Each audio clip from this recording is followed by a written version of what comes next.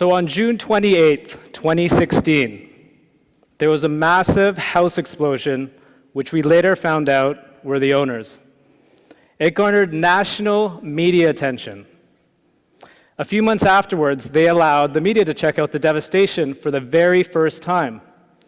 So I got there with my 7-foot selfie stick and a smartphone attached to the end of it. And I was with all the A-list anchors from CTV, CBC, Global, you name it, they were there.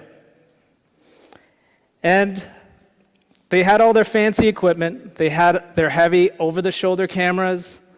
They had their satellite trucks all lined up on Rathburn Road. And all the techs know each other. So one of them came out and they started talking. And I heard one of them say, "Hey, look at that kid with the fishing rod." I guess he was referring to my 7-foot selfie stick with the smartphone attached to the end of it. So one thing they didn't know, though, was that the devastation and the explosion site was fenced off. So anybody with a heavy over-the-shoulder camera was at a huge disadvantage. Anybody with a 7-foot fishing rod? I blasted that footage faster than ever before and saw my numbers reach unprecedented numbers on Facebook Live. And that's when I knew I was part of a shift. I was part of a shift in the media landscape. I literally beat out every single major news organization in Canada with a fishing rod and a smartphone attached to the end of it. Every industry and every market is going to have a technology shift in the next 5 years, no matter what industry you're in. So, the Harvard Business Review did a survey on executives and asked them what the biggest technical disruption that's going to come out in what industry. And media was number one. Media was number one. Media was number one. All right, okay.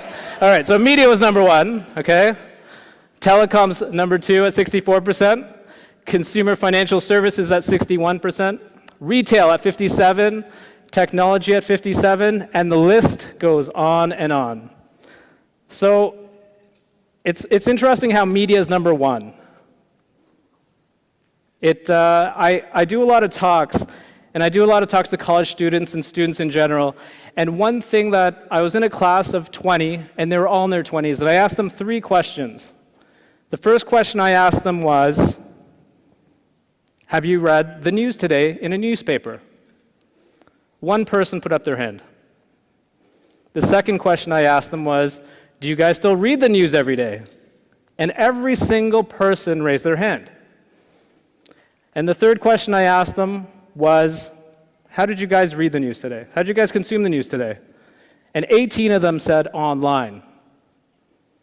So it's not that the younger generation is reading any less news, it's how they're consuming it that has changed.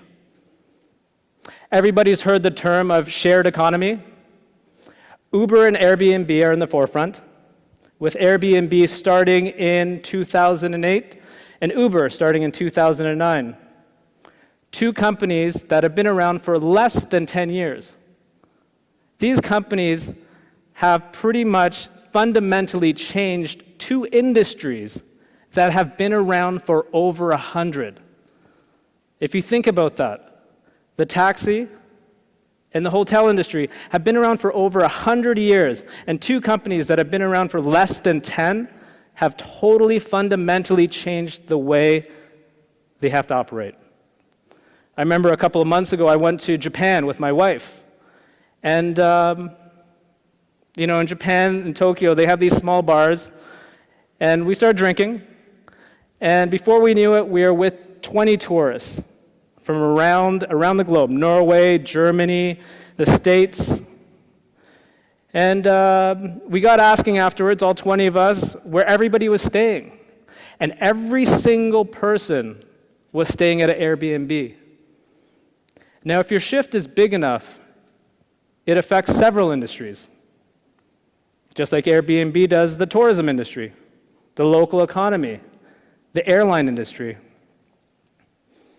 And remember, every shift does not have to be massive. Every shift starts small.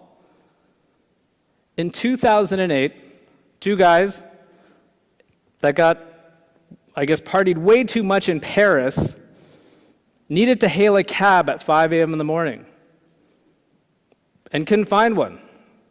And that's how Uber was started. Fast forward less than 10 years, you got the biggest startup in history, now worth $62 billion. Two guys that couldn't afford to pay rent in their San Francisco apartment. Just to make ends meet, they made their loft into a lodging facility with 3 air mattresses and a promise to cook them breakfast.